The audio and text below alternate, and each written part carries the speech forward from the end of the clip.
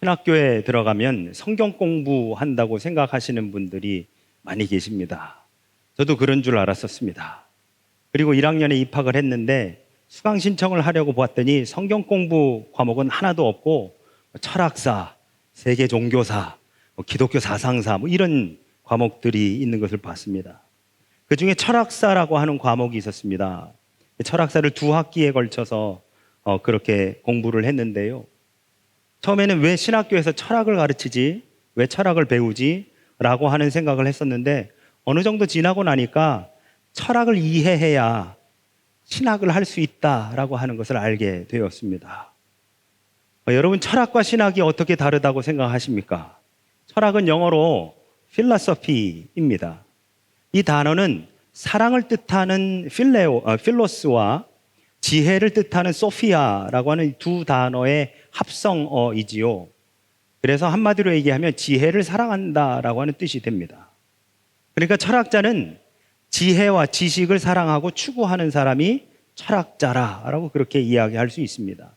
한마디로 철학은 인간에 대한 학문이 되어지는 것이지요. 그래서 유명한 그리스 철학자 소크라테스는 하나님을 알라라고 이야기하지 않고요, 너 자신을 알라라고 그렇게 이야기했습니다. 반면에 신학은요, 영어로 theology인데요, 신을 뜻하는 네오스와 말씀이라고 하는 뜻의 로고스의 합성어가 되어집니다.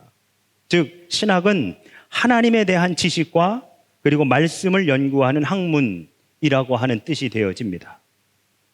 철학자가 인간에 대한 지식을 탐구하는 학문이라고 한다면 신학자는 하나님에 대한 지식을 탐구하는 사람이 바로 이 신학자가 되어지는 것이죠. 종교개혁자 존 칼빈은 그의 유명한 저서인 그 기독교 강요에서 이런 말을 합니다. 인간이 알아야 할 가장 중요한 2가지 지식은 하나님에 대한 지식과 인간에 대한 지식이며, 하나님에 대한 지식을 모르면 인간에 대한 지식도 알 수 없다라고 그렇게 이야기를 합니다. 하나님에 대한 지식을 알아야 인간에 대한 지식을 알 수 있는 것이지, 하나님을 모르고 인간에 대해서 알 수 없는 것이다. 왜? 인간은 하나님이 창조하셨기 때문이다 라고 하는 것이죠. 그렇기 때문에 우리가 인간을 알기 위해서는 하나님을 먼저 알아야 된다라고 그렇게 이야기할 수 있습니다. 오늘 우리는 에베소서의 말씀을 가지고 교회, 부르심의 소망이라고 하는 제목으로 교회 공동체와 그 교회 공동체를 이루고 있는 우리들에 대해서 한번 은혜를 나누고 생각해 보고자 합니다. 오늘 본문의 공간적인 배경인 이 에베소라고 하는 도시는 항구 도시입니다. 여러분, 오늘날도 그렇지만 이 항구 도시는 굉장히 많은 사람들의 출입이 있는 곳이지요. 그리고 그 사람들의 출입으로 인해 많은 문화 그리고 종교 이러한 것들이 들고 나는 곳이 바로 이 항구 도시의 특징입니다. 많은 사람들이 오기 때문에 물질적인 것도 굉장히 많이 유입이 되고, 또한 반면에 그렇기 때문에도 범죄도 굉장히 많이 일어나는 것이 바로 이 항구 도시들의 특징이 되어집니다. 이 에베소라고 하는 도시가 바로 그러한 도시 중에 하나였었는데요. 특별히 이 에베소는 우상 숭배가 굉장히 만연했었던 대표적인 도시가 바로 이 에베소입니다. 하나님을 믿는 사람의 수가 적었고 예수 믿는 자들을 오히려 핍박하는 사람들이 많았던 도시였습니다. 신앙생활하기 굉장히 어려웠던 도시 중에 하나가 바로 이 에베소라고 하는 도시였지요. 바로 이러한 에베소에 세워진 교회를 향하여 바울은 편지를 통해서 성도들에게 격려와 위로를 전하고, 그 어려운 상황 속에서도 믿음을 지켜나가는 사람들을 격려해 주고자 쓴 것이 바로 오늘 이 에베소서라고 이야기할 수 있습니다. 그러면서 오늘 우리가 읽은 본문 15절 그 앞에 있는 3절부터 14절까지의 말씀에서 바울이 에베소 교인들에게 그들은 하나님으로부터 하늘에 속한 신령한 복을 받은 자들이라 라고 그렇게 인정해 줍니다. 그 뒤에 나오는 오늘 우리가 읽은 이 본문은 이러한 복을 받은 에베소 성도들을 위해 밤낮으로 쉬지 않고 바울이 기도하고 있는 기도 제목을 소개해 주고 있습니다. 여러분 잘 알고 있다시피 이 에베소서는 옥중서신입니다. 옥중서신이라는 것은 사도 바울이 로마에 있는 어느 한 감옥에 갇혀 있으면서 자신이 목회하고 개척했던 교회에 편지를 쓴 것을 옥중서신이라고 하거든요.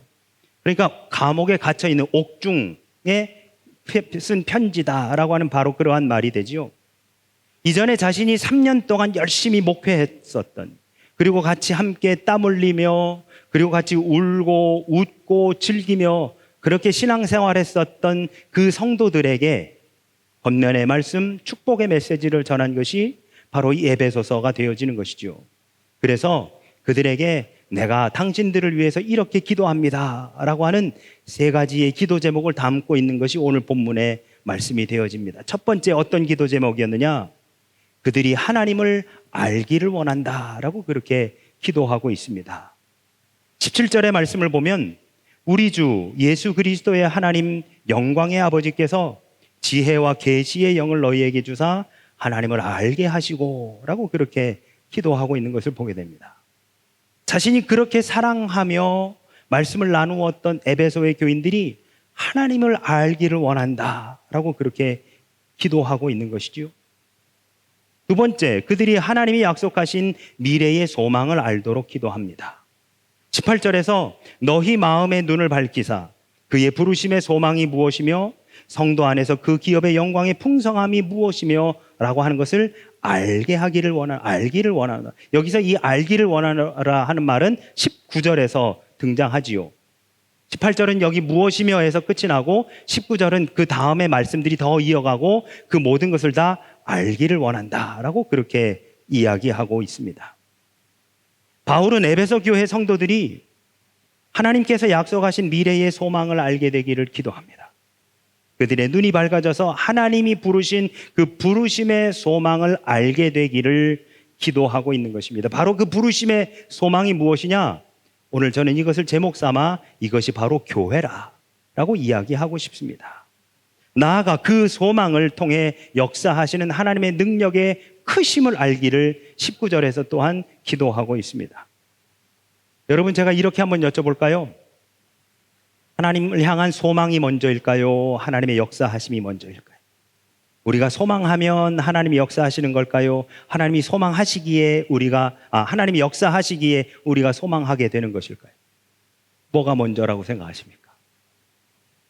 닭이 먼저인지 달걀이 먼저인지, 우리가 소망을 먼저 하면 하나님이 역사하시는 건지, 하나님이 역사하시기에 우리가 소망하는 것인지. 물론 하나님의 역사가 먼저입니다. 그런데 여러분, 중요한 것은 하나님의 역사를 소망하지 않는 자에게는 하나님의 역사가 하나님의 역사로 보이지 않는다는 것입니다. 무엇이 먼저이고 무엇이 나중이고 이것을 떠나서 하나님의 역사하심을 소망하지 않는 사람에게 일어나고 있는 오늘날의 하나님의 역사는 행운이라고 하는 단어로 대체됩니다. 하나님의 역사와 우리 앞에 펼쳐지는 그 하나님의 은혜를 소망하지 않는 자에게는 그것은 한낱 어쩌다 일어난 일에 불과한 것이지요. 그래서 18절에 바울은 이렇게 말씀합니다. 너희 마음의 눈을 밝히사. 여기서 말하는 마음의 눈을 우리가 흔히 말하는 말로 바꿔보면 영의 눈이라고 그렇게 이야기할 수 있습니다. 사랑하는 여러분, 영적인 눈으로 모든 것을 바라보시기를 주의 이름으로 축원합니다. 지금 우리 앞에 펼쳐지는 모든 일들은 하나님께서 지금 역사하고 계시는 일들입니다. 그렇기 때문에 어쩌다 일어난 일이 아니라, 우리가 운이 좋은 것이 아니라, 그것을 갈망하고 소망하는 우리들 앞에 하나님께서 지금도 일하고 계시는 사건들이 펼쳐지는 것입니다. 셋째로, 사도 바울은 하나님이 약속하신 현재의 능력을 에베소 교회의 교인들이 알도록 기도한다라고 그렇게 말하고 있습니다. 19절에서 그의 힘의 위력으로 역사하심을 따라 믿는 우리에게 베푸신 능력의 지극히 크심이 어떠한 것을 너희로 알게 하시기를 구하노라 라고 그렇게 말하고 있습니다. 바울은 이 말씀에서 자신의 간절한 소망을 기도로 나타냅니다. 바울은 그리스도를 죽은 자 가운데서 살리신 그 부활의 능력을 간절히 알기 원했습니다. 그리고 에베소의 성도들도 그 능력을 알게 되기를 원하고 있는 것을 우리는 오늘 말씀을 통해서 보게 되어집니다. 여러분, 이 세 가지 에베소 교회를 향한 바울의 세 가지 기도 제목을 나열해 보면 그 가운데 공통적으로 들어가 있는 동사 하나가 우리 눈에 띕니다. 바로 그것은 알다라고 하는 말입니다. 알다. 이 알다라고 하는 말을 하나님을 알게 하시며 소망을 알게 하시고 하나님의 능력을 알게 하옵소서. 누가? 저 에베소 교인들이. 그것을 저 에베소 교인들이 알게 하옵소서 라고 바울이 기도하고 있더라라고 하는 것이죠. 여기서 이 알다라고 하는 말은요, 헬라어로 기노스코라고 하는 말입니다. 이 기노스코라고 하는 말은요, 여러분, 철학적으로, 이성적으로, 논리적으로, 지식적으로 아는 것이 아니라 경험적인 지식을 말하는 겁니다. 경험적인 지식. 여러분, 성경에서 이 알다라고 하는 말은 단순하게 머리로 아는 것이 아닙니다. 상호 관계성을 통해서 습득되어지고 알게 되는 것을 의미하는 것이지요. 이 알다라고 하는 이 기노스코라고 하는 헬라어 말보다 훨씬 더 이 경험적인 지식에 대한 그 뜻을 가지고 있는 단어가 바로 히브리어 알다라고 하는 말인데요. 바로 이것은 야다라고 하는 말이거든요. 이 야다라고 하는 말은 경험적으로 알게 되는 것을 말합니다. 제가 여러분 이렇게 한번 여쭤볼까요? 결혼하고 한 5년 살면 배우자를 알 수 있을까요?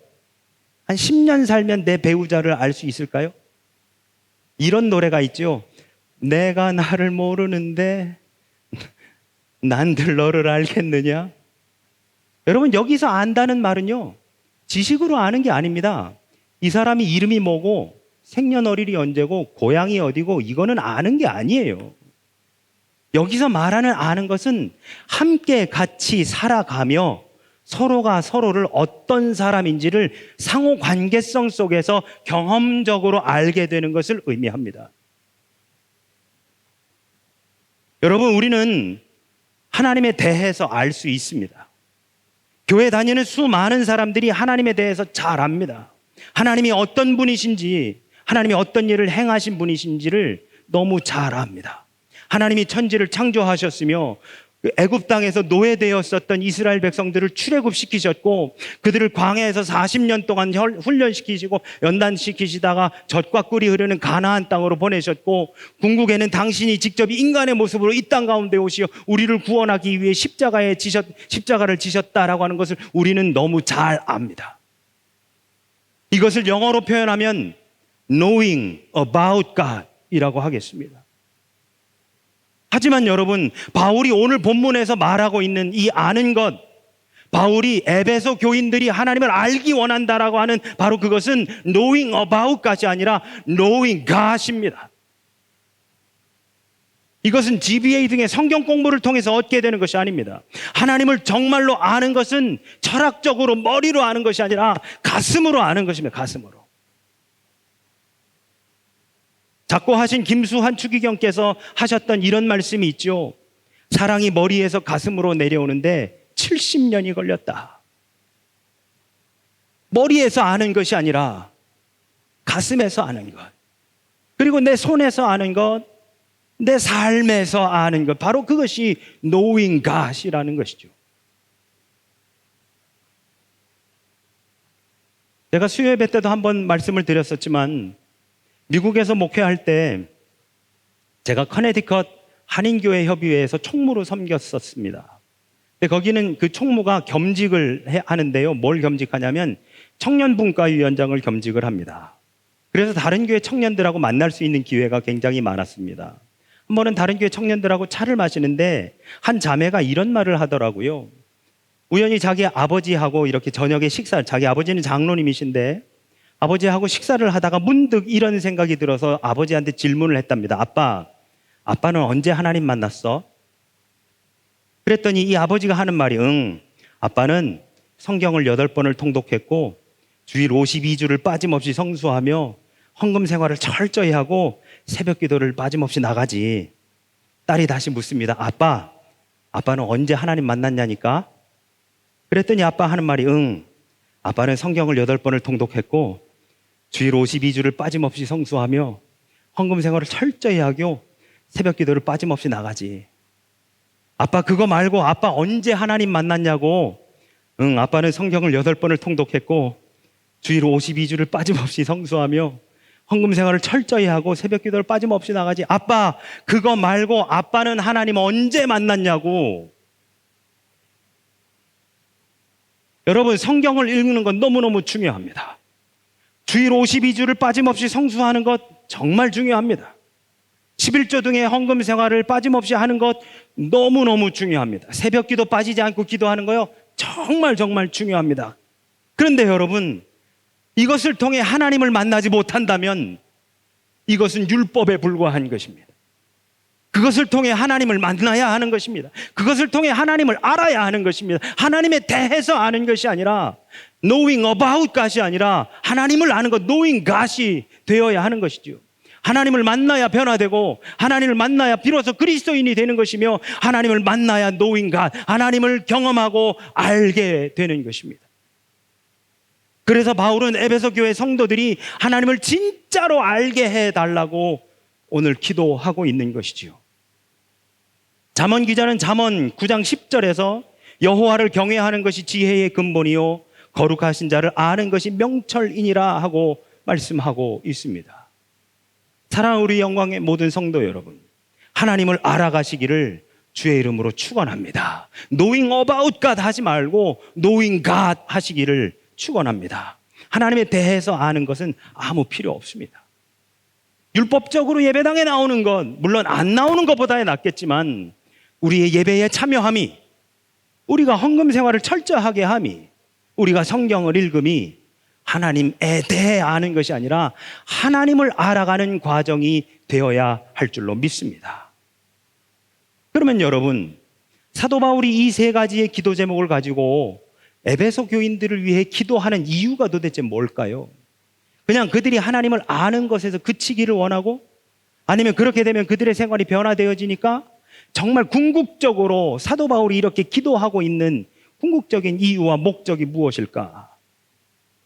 바로 예수 그리스도께서 교회의 머리이심을 알게 하기 위함이다라고 하는 것입니다. 22절의 말씀에 보시면, 또 만물을 그 발 아래에 복종하게 하시고 그를 만물 위에 교회의 머리로 삼으셨느니라. 그 앞에 있는 20절과 21절에서 하나님께서 예수 그리스도를 통해서 어떠한 역사를 펼치셨는지를 사도 바울이 고백하고 있습니다. 20절과 21절입니다. 그의 능력이 그리스도 안에서 역사하사 죽은 자들 가운데서 다시 살리시고 하늘에서 자기의 오른편에 앉히사 모든 통치와 권세와 능력과 주권과 이 세상뿐 아니라 오는 세상에 일컫는 모든 이름 위에 뛰어나게 하셨다라고 고백하고 있습니다. 그리스도가 교회의 머리이시고 교회가 그리스도의 몸이다라고 하는 말이지요. 그러면 여러분, 그리스도가 교회의 머리이시고 그리고 교회는 그리스도의 몸이라고 하는 이 말은 도대체 어떤 뜻일까? 이것은 교회가 전적으로 그리스도께 의존되어 있다라고 하는 뜻입니다. 또한 교회가 그리스도의 몸이라고 하는 말에는 또 하나의 중요한 사실이 있습니다. 바로 예수 그리스도께서 교회를 통해 일하신다는 것입니다. 이런 분들 있죠. 나는 하나님은 믿어. 근데 교회는 안 다녀. 교회 못 알아다녀. 내가 하나님 믿으면 되지. 아니요. 하나님은 교회를 통해서 일하십니다. 이 건물, 빌딩으로서의 교회가 아니라 교회 공동체를 통해서 일하시는 분이 바로 우리 하나님이십니다. 왜? 그리스도가 교회의 머리이시기 때문에 그렇습니다. 그리고 교회는 그리스도의 몸이기 때문이죠.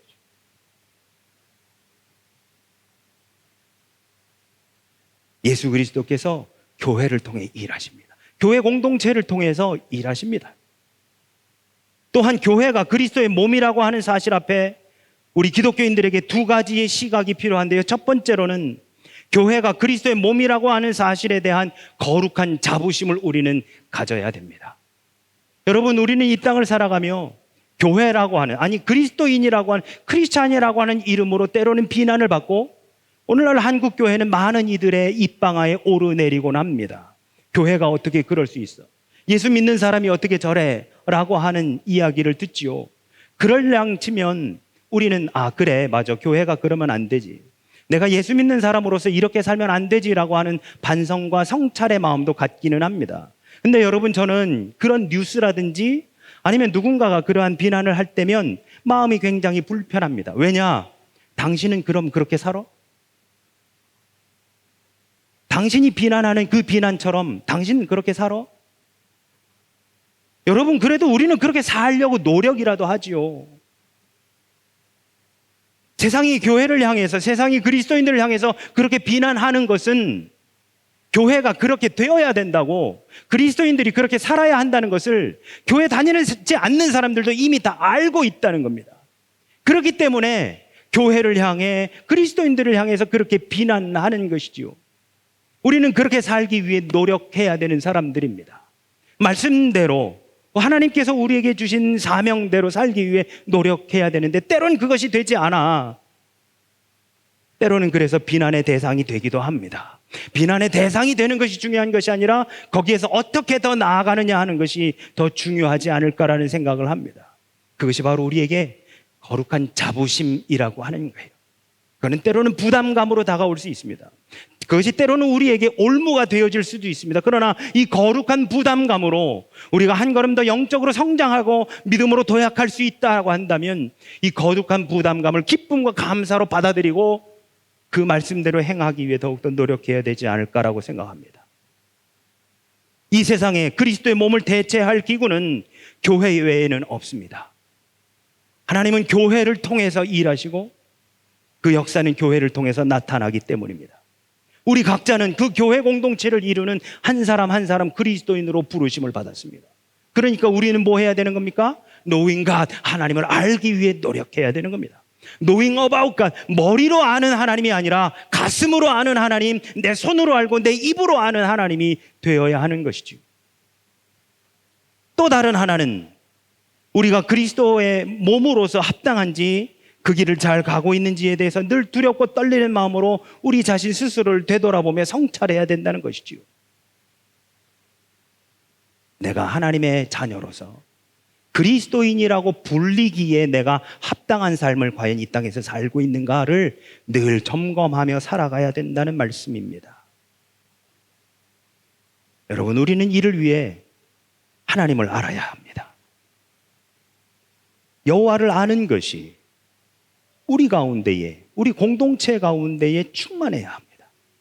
철학적으로, 머리로, 지식으로 아는 것, 내가 성경을 몇 번을 통독했고, 내가 주일 52주를 성수하고, 내가 11조 외에 헌금 생활을 철저히 하며, 내가 새벽 기도를 빠짐없이 나오는 것은 대단히 중요한 일이기는 하지만 그것이 하나님을 만나는 척도가 될 수는 없습니다.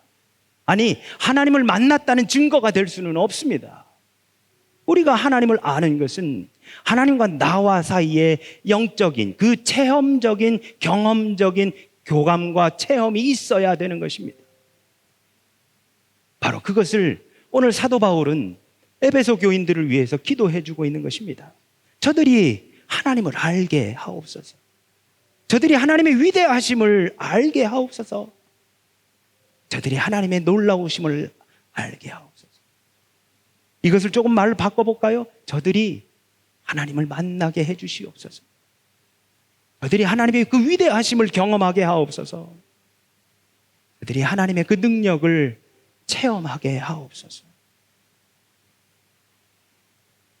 머리로는 잔뜩 알지만 입으로 나가는 말이, 손으로 하는 행동이, 우리의 삶의 모습이 그 머리에 있는 것이 나오지 않으면 하나님에 대해서 아는 것이지 하나님을 아는 것이라고 할 수 없는 것 아닐까요? 여러분, 우리는 하나님을 알아야 합니다. Knowing about God이 아니라 Knowing God 하는 삶을 살아가야 하는 것입니다. 사랑하는 우리 영광의 성도 여러분, 이사야 11장 9절에서 이사야 선지자는 이렇게 말씀합니다. 내 거룩한 산, 모든 곳에서 해됨도 없고 상함도 없을 것이니 이는 물이 바다를 덮음같이 여호와를 아는 지식이 세상에 충만할 것임이라. 우리의 삶이 여호와 하나님에 대해서가 아니라 바로 그분을, 여호와 하나님을 아는 그 지식이 물이 바다를 덮음같이 우리의 삶에, 우리의 가정에, 우리의 교회에, 우리의 삶의 터전 가운데 충만해야 할 것입니다.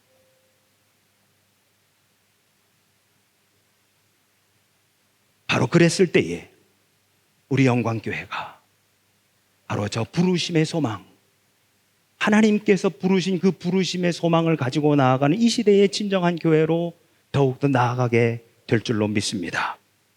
23절은 이렇게 말씀합니다. 교회는 그의 몸이니 만물 안에서 만물을 충만하게 하시는 이의 충만함이니라. 진정한 교회, 에클레시아를 만들어 나아가기 위해 우리 각자가 노인과 하나님을 알기 위해 더욱더 힘쓰며 나아가시는 저와 우리 모두가 되어지시기를 예수 그리스도 이름으로 축원합니다. 아멘.